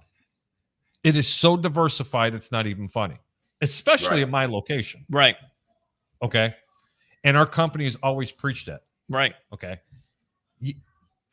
I don't think there's I want to get off this subject. I know what you want to do, but a lot of right hiring, answer. There's a lot of there's hiring, no right opinion. Harry, There's no wrong opinion from me. honestly, if there lot wasn't of a this problem, hiring you wouldn't have has the to most do with- powerful owner talking about it. I'm just saying. What'd a you lot say, of Peter? this hiring, See. though, has to do with who you know, not necessarily what you know. These guys Right. are comfortable with certain coaches that they've known or dealt with in the past, and so they're going to lean towards hiring. And by the way, the Giants' job had not been offered to Daboll yet. The Giant, Belichick didn't even know. I think it was the day before Daboll actually had a face-to-face interview. He had a 20-minute phone interview, but it was the day before he had a face-to-face interview where Belichick sent that text saying, Daboll's the guy, blah, blah, blah. And that set Brian Flores off. Bro, why still anyway? And now he's complaining about, I didn't have a chance with a poor black man. Why didn't you just do what Tomlin did? The Steelers are going to hire somebody else. But Tomlin knocked their socks off, and they decided to go with him. And not one time did he complain about his skin color. Not once. See, I want the whole audience out there to know something. Being black is not a disease. It's not a crutch. It's not something you have to feel sorry for us for. I enjoy it immensely. I can tell you, I've been there my whole life. It's never bothered me once. And it sickens me that so many of my people have turned this into some type of disease where someone has to start us as if though it's terminal. That's not the case. Our people have been known throughout history, and it's true. Peter's right in this respect. In life, for us at least, and I remember being told this as a kid, you got to do twice as good. You got to be twice as good as a white guy. That's, to me, okay. That didn't bother me. Because I understood, as long as I work hard, I can win. That's what. As long as I work hard, I can win. If I have to work harder so I get noticed, I can still win. So I've never looked at it as a crutch, and I'm so sick of this. This whole, they won't hire me. No, they won't hire you because you're a little bitch. That's when they won't hire you. You had another job and you set up. I don't know about that. The guy's from Brooklyn. I don't know how much of a bitch he is. I mean, I think he's proven himself, and he's gone through. Look, he has proven himself beyond a shadow of a doubt. 15 years scouting with a great organization like the New England Patriots. He should be getting more respect. This is not the first time he's been through some sham interviews. He had another Peter. He got paid $15 million to coach for 3 years for the Miami Dolphins. Okay. And the reason why he lost his job, Stephen, is because he didn't tank. Right? But he had another interview. That's a legend. Okay.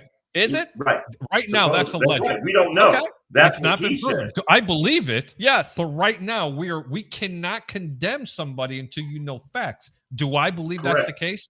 Yes, I believe that's the case. Okay. But they still need to prove that. And to that history part of and the reason why I said alleged is because we're making assumptions. But to that, I would make the assumption because Stephen Ross is a bozo. No, we're stating and his organization is a dumpster fire. And to the history, wait a minute, hold on. To the history of the NFL, how good have the NFL done with their hiring of minority candidates? How good? I don't think they've done very good. They've done terrible. When you have to have Tony Dungy, and how many interviews did that man have to go through? How many interviews did that man have to go through until he got his first head coach? What about Lovie Smith?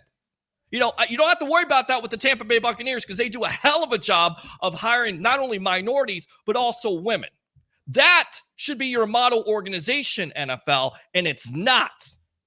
That's the history of the National Football League. That's the reason why you have the Rooney Rule. Tampa Bay also has the most coaching staff of anybody in the National Football League. I tell you what, they got some great coaches, some great talented coaches, but at the end of the day, a lot of these NFL owners will look at some of these coaches and not hire them. Then why didn't Todd Bowles and Byron Leftwich their Super Bowl year and then making a run with a half-injured team get any more knocks than they did? That's what we're talking about. That's the problem. But then again, they're both qualified. I'm on record saying even last year, I wasn't a big fan of Byron Leftwich and his coaching abilities. including Todd Bowles. Let me ask you Correct. something. Would you rather have a Byron Leftwich or a Matt Nagy? Honestly, Yes. I'm going to take the devil that I know. And Matt Nagy. I'd Who have to at completely that failed. time. At that time, I would have to say at that time. Okay. At that And time I'll when be he was honest, already I the think head part of coach of the reason why Bears. You're Bowles- also talking. Hold on. That's not a fair question because you're putting me into a corner. I'm not putting you in a No, corner. it's and I need to explain why. Because when Matt Nagy was hired to the Chicago Bears and they had a winning season and went to the playoffs and he became coach of the year, that is a no-brainer, sir. Matt Nagy also brought the Chicago Bears, FYI, with a quarterback that nobody liked in Chicago, who also went to the playoffs 2 years Okay. out of the 4 years they were in there. Okay. So that's not really bad. You also got rid of a coach with a winning record. Now, hindsight is 2020. Yeah. If they were both coming out and I didn't know who Matt Nagy was versus Byron Leftwich, of course I'm going to take Byron Leftwich. Look at Matt Nagy's track record compared to Byron Leftwich. Who would you hire right now? If they're both coming out at the same time, who are you going to hire? I would give Leftwich a shot. There you I would go. give Leftwich a Right shot there. as well. There you go. But Now we're money. I thought the question was going to be, who would I have rather had? Matt Nagy, after year one, was coach of the year.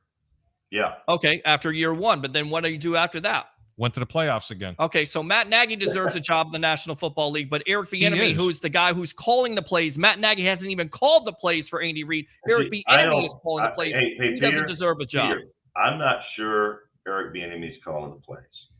Okay. Here's why. Here's Oh, why. that's a And good I'm man. not sure that Byron Leftwich is calling the plays. No, exactly. I mean, No, I don't here's think that's a why- fair here's assessment. Here's why I'm not sure. After that game where they lost to Cincinnati, and Andy Reid was in the press conference afterwards, and they talked about the play that where Patrick Mahomes got greedy and he was trying to go for a longer pass, that dump where Hill was double teamed and that interception in overtime. Andy Reid said, I should have called in a different play. Andy Reid said he called the play. He didn't say Okay, Eric did. well, that's one play. He's an offensive coordinator. I- What is he I would've doing bet over you there? Andy Sitting called there more eating than one play popcorn? during that game. I mean, would've bet everybody's you he thinking, called well, more than one Byron play during Leftwich that has game. Tom Brady, and he's just sitting over there eating hot dogs and popcorn. He has No. no. Okay. You can see Brady go over to Leftwich and see them talk about a play. He's the offensive coordinator, guys. We're going to get back to some of the comments. I see Patrick Mahomes going over to Andy Reid. So this comment is, thank you, Stephen. Arians is the perfect example of doing things the right way, and he's bringing coaches in regardless of ethnicity. They are qualified. That is true. Bingo. And that's Facebook all you user need. says, thank you, Mr. Stephen. Preach it on. By the way, Josh McCown is leading candidate for Texans. How the F is he qualified? 2 years of high school coach. This is what's wrong with the hiring process. I agree. Getting inexperienced coach's job. The process has to change. Thank you. Does it make them a racist or does it make them stupid? I think they're stupid. It makes him stupid, but it also. I don't even think it makes them stupid. There are teams who don't, because the NFL has profit sharing, the teams don't care about winning. So Well, the Chicago Bears, number one. Let's go back to the Chicago care. Bears. You know, they've never hired, a hot commodity for a coach. Right. Let's just talk back less than 10 years ago when the Bears had a chance to get Bruce Arians and they decided to take Mark Trestman. Right. Just think about that for a Right. minute. Okay. It's a stupid decision. How about having chances of getting other head coaches and they went with Lovie Smith? Yeah. Okay. Lovie Smith ended up being one of the best coaches in Chicago Bear history. Correct. He sure did. Took him to a Super Bowl. And he coached for a long time. So did Hugh Jackman. So did the guy who was the coach of Cincinnati. Who was the brother? That was the coach of Cincinnati. But they never. And people are going to say, "Well, what about Mike Ditka?" Hold on, time out. Mike Ditka was a position coach for tight ends, not even offensive coordinator for the Dallas Cowboys when he got hired by the Chicago Bears. There are teams that are just plain and simple, guys. They're just cheap asses. Yeah, I agree with that. But again, the point is, it's simply by the grace of God that Cincinnati's in the Super Bowl. Because they've sucked forever, and they finally hit on some good picks. And Burrow is a beast. Burrow is phenomenal. He has some. They gave him. They got a good coach, and they gave him some sway as far as who do you want to see as picking the draft. And he said he wanted Jamar, and they got Jamar. And it's through the grace of God, because the owner is super cheap up there, that they're in the Super Bowl. So, Steven ain't from the hood. He don't understand. Yeah, for real, bro. See, this is the thing. When you come from where I come from, when life is hard, you don't expect people to just, oh, well, it's me. I don't, you know what's funny? I did grow up in the hood. I don't ever remember growing up like that. Well, it's us. Life was hard. I think the point is, it's not saying, like woe is me. What he's saying is he deserves more respect than what he's getting. And he deserves it. He's paid his He dues. does. He does. Peter, but has it we been don't said know. if he took one of those $100,000 checks? And if so, he has no room to That talk. is David Moser. He's preaching that because he doesn't agree with Flores and his lawsuit, but there's been no sign of him taking a $100,000 check. In fact, he won 5 games that year. That's the reason why Ross fired him in the first place, because they couldn't get Joe Burrow. Now, Roger Shue says, Pete, stop spreading fake news. Yeah. Tim Witherspoon. Got it from you, bud. Maybe Eric Bieniemy would stay in, rather stay in Kansas City than go to Houston. Yeah, True, maybe. but you would think they would get more interviews, Tim. That's the point. He's got no interviews around the league, barely. Probably Denver, I think he interviewed with this year. No other interviews. Was it really, you know what? And that would have been, who in the world really wants to take Denver job with no quarterback in that division? I'm just saying. Well, he interviewed for it. I mean, at least they interviewed with him. At least. Facebook reuser, was it Leftwich or was it Brady? I'd love to know how many times that Brady audible. I mean, And- was Yeah, it Jordan or was it Phil Jackson? Was it Phil Jackson or Kobe Bryant? What's your point? Roger Shoes. No, but there's one thing I can honestly say. Yeah. Okay, Phil Jackson controlled his football team. Okay. Phil Jackson called Yeah. every single play that was out Yes, he there, did. every formation on every Why do we position. assume that Byron Leftwich is not the offensive coordinator because of Tom Brady? I think that's unfair to the man. I also think it's also you say, Because okay, Peter, the question has been posed to them directly through the Tampa Bay media and the national media, and the Buccaneers have never publicly said who's calling these plays.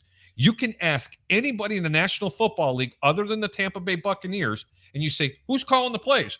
Matt Nagy. Who's calling the plays? Brian Daboll. what's his Hold on. title? But when they ask Coach Bruce Arians who's calling the plays, they always throw shade somewhere. They never get a direct answer. That's how they are. But honestly, but that's what's the only team what's that the does it. title? What's the title? Is he offensive coordinator? Offensive coordinator, right? Bruce Arians. I mean, excuse me, Byron Leftwich. Is he the Right. offensive coordinator? He's the OC. Right. Okay, that's who's calling the plays. Eric Bieniemy. Is he the OC for the Kansas City Chiefs? Yes. Why do we give? And I hear the media do the same thing. They were talking about this. They give Andy Reid all the credit. Eric Bieniemy is calling the plays. He's the offensive coordinator. Put respect on the man's name. Andy I Reid agree. also acknowledges the fact that Bieniemy calls the plays. And still, he can't get a job, and Byron- Byron Leftwich and- is being but accused Byron- of. But Byron Leftwich has not been confirmed that he's calling the plays. So then, why Bruce don't people? Arians has never publicly said that he calls the plays, referring to Didn't he Byron go to the Leftwich. Glazers and say he's going to be calling the plays? Isn't that the reason why the Glazers were upset and BA went to the Glazers and said Byron Leftwich is going to be my offensive That coordinator? could Right. He did? Right. No, that's a true story. Yeah, he that's has what he done did. that. That's And what he on did. top of it, Now, you don't hear Eric, people saying I believe that Byron Leftwich does call the plays because I watched all the games, and then and they showed the different. You can see the not even like the stuff we see on television, but like the mic'd up stuff, right? And you can see where Brady goes to the sideline, and Byron will be looking at the sheet, and they're talking, and Byron's okay. What do you want to do next? And Brady's like, "You call it, man. You're hot. You're hot. Just keep calling." So Brady acknowledges that Byron is calling the plays. right. And I he's mean, and calling that's stuff every that's like- every See, I team. didn't know that. That's Calling every stuff that team he's doing right. that, and it's asinine because it's like, okay, who was the defensive coordinator for the Giants in the late '80s? Bill Belichick. Oh, okay. Well, Bill Belichick. The reason why he's so successful, Lawrence Taylor. Come on, bro. No, Come I on. get it. You got a valid Come point, on. but No, I agree. I'm saying I agree. tomato, you're going to say tomato. Yes. Roger Shue says, so Peter, you I should agree get with by- you. The enemy should get more interviews. Byron Leftwich should be getting more interviews because right now the NFL it's a copycat league. They want OC minded people. They don't And that- want DCs. They want and OC that's the minded point. people. That's the That's point it. of the lawsuit. That's the point. Roger Shue says, so you should get hired for your race, not your qualifications. Question mark I mean, with he's a troll. qualified. I mean, how qualified do you have to be if you spend 15 years as a scout under the New England Patriots? This is a good idea. Nick Foles to the Bucks. Yeah. Palomalu. Ask Harry, come to Italia and we will send you back to Greece. Wow. I'm going to go to a real quick. I'm going to go ahead and pull ourselves off to here just for a minute, and we're going to play a little bit of music. I have to go ahead and take a little bit of a break. Stand by, everybody.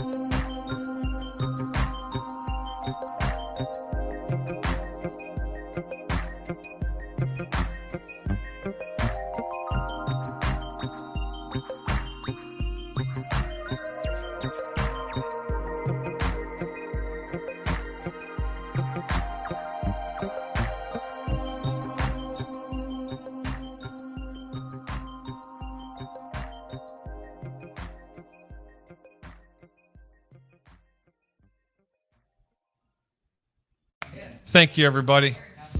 Had a little bit of a noise going on in my backyard. Yes. My heart was kind of pounding. Yeah, you should turn off that music, though. Wow.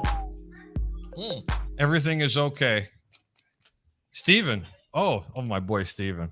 Yes. I appreciate everybody standing by in the over-under. I'm your host, Harry the Greek. I'll tell you what, it's been a pretty good show tonight. We had really good interviews tonight with Coach Jim Leavitt. We have some pretty controversial conversations.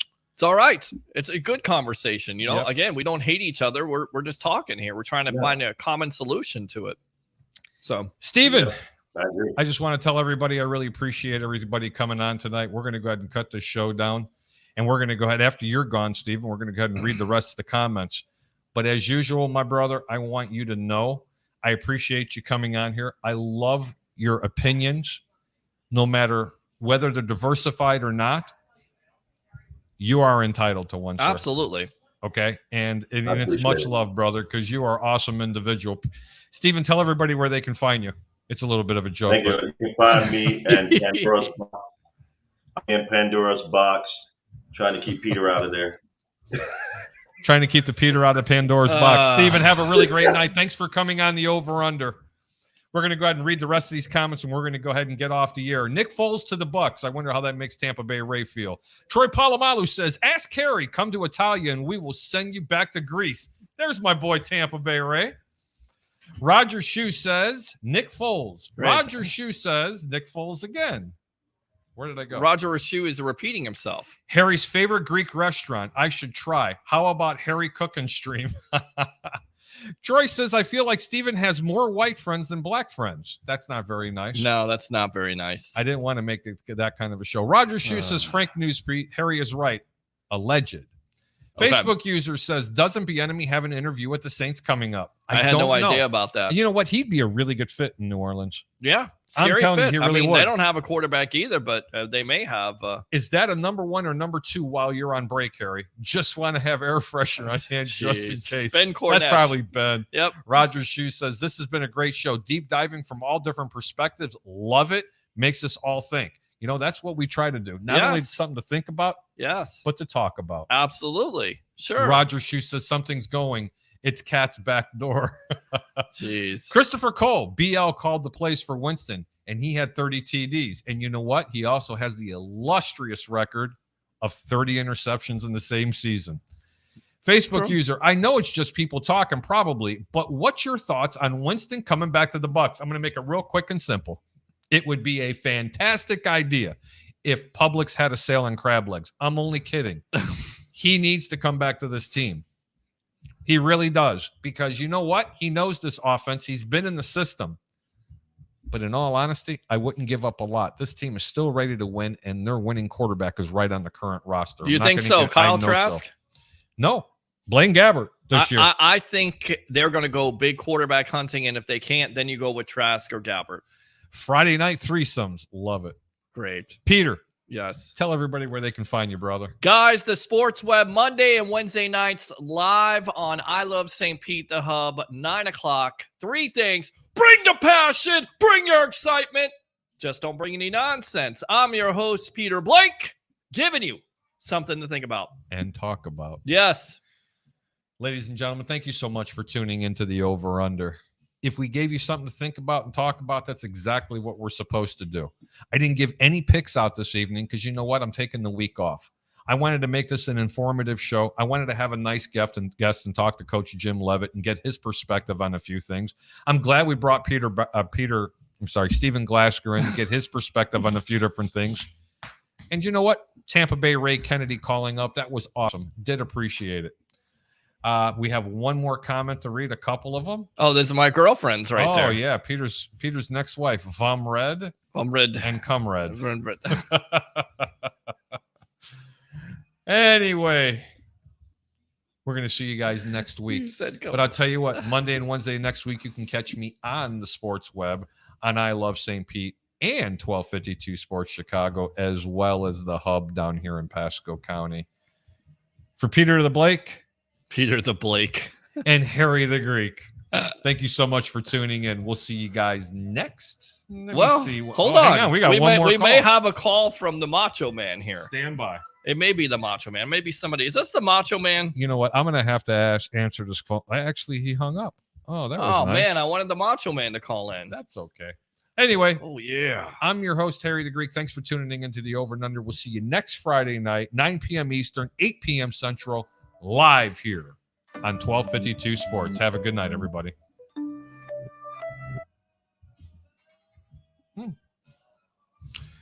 That isn't good.